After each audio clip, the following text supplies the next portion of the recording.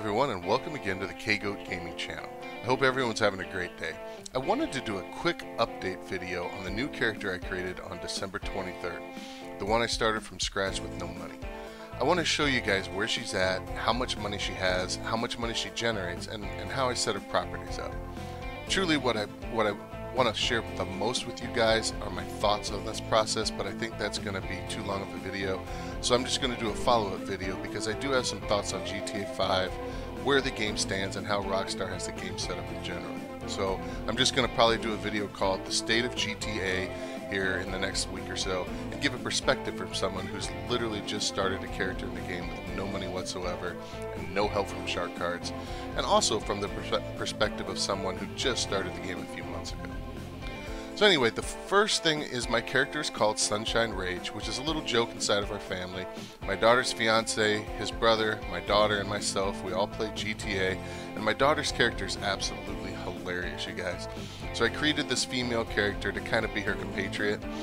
Right now, she's at level 48, but honestly, I haven't played this character much over the past couple of weeks. So from December 23rd to about, January 15th or so, I played her character pretty consistently. All of her main attributes were maxed out pretty early, and I decided that I didn't really want to duplicate buying too many things that my other character already has. So this character pretty much just has the basics: a nice sports car, some muscle cars, several motorcycles, an MC clubhouse, a high-end apartment, a fully upgraded cocaine lockup, and a fully upgraded bunker. She also has a garage full of modded Sand King XLs and the main weapons a character at her level can purchase. If you take a look here, you'll see that almost all of her properties are within about a half mile of each other. It takes literally 15 seconds to jump from place to place, which really makes maintenance easy, you guys. Also, they're in the Sonora Desert area, which I personally think is the best place to have your businesses because it's right in the middle area of the map. So I think the missions are much easier because there's just less traveling. For instance, the MC garbage hauling missions, when you get 3 garbage haulers, I can actually complete 3 full haulers from this middle area. And there's no way I can do that with the MC businesses coming from the city, outside of Los Santos, or even on the far edges of the map coming into Los Santos. So anyway, a little basics on how I started this character out, and this will be very quick. But I started her out stealing a motorcycle, stealing a fully modded Sand King, selling it, purchased a garage on Route 68 after I did that a couple times, and filled it with Sand Kings, and then I just started selling them every 45 minutes pretty religiously. I also ran missions like Blow Up 2 and VIP missions, and several of the double XP and RP jobs that Rockstar had. In particular, I really grinded out the double XP Lester missions and probably made about $1 million just off of those. In the end, within a week, I had a fully upgraded cocaine lockup and was generating about $400,000 a session off of that, as well as about $100,000 each session off of stealing and selling Sand Kings. Within about a week after that, I was able to get a bunker, and it took me several days to get that bunker fully upgraded. And I'll tell you, it makes a huge difference, you guys, not having the full upgrades. It was a super snail's pace. So now my character has basically kind of hit the limit of where I originally intended, and she's generating about $600,000 to $700,000 a session. Right now she's got about 3.5 million in her account.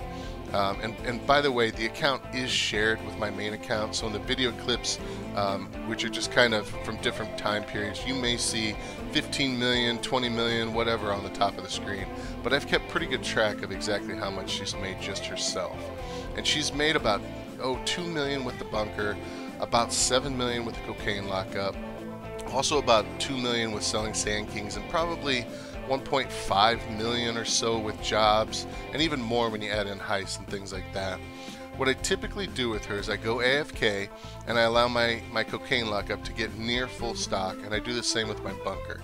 I generally purchase supplies for the bunker, and when I'm ready, I only have to run 2 sales missions in a solo public lobby, which generally takes about a half hour to 45 minutes, maybe an hour max.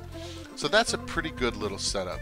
Her garage is full, and now I'm kind of at a crossroads where I need crossroads where I need to decide where I want to go with this character. She's a bit underarmed for public lobbies because she doesn't really have ready access to aircraft, so I'm really considering just buying a CEO office and a garage.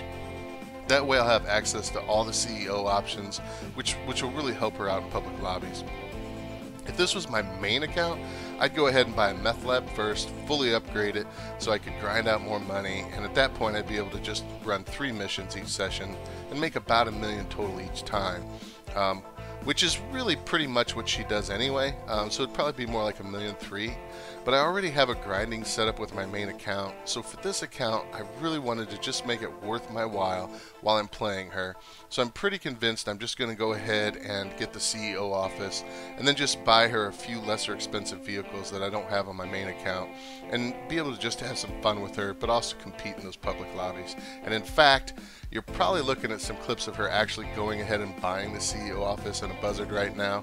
I'm pretty sure that's what I'm doing. So anyway, just as a summary, and again, I'll do a detailed view on my thoughts as I built this character up, but I have to say I've really enjoyed doing this. At one point I was having a lot more fun with this character than my main character because I could just play and I wasn't worried about getting everything in the game, and I was just enjoying the process of building her up. She's set up very efficiently, so making money with her is super easy and it doesn't take much time.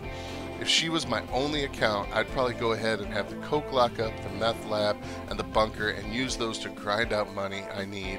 And I'd probably have a pretty sizable chunk sitting in the bank because, remember, I'm playing a lot more on my main account. But this was a really cool experience. I'm really enjoying more the purity of the game, not so much worrying about the militarized options, just enjoying the motorcycles, the cars, the trucks, and the fun. And I think, honestly, this is a little closer to what the GTA veterans experienced when they first began, although I know the game is pretty much unrecognizable from back then.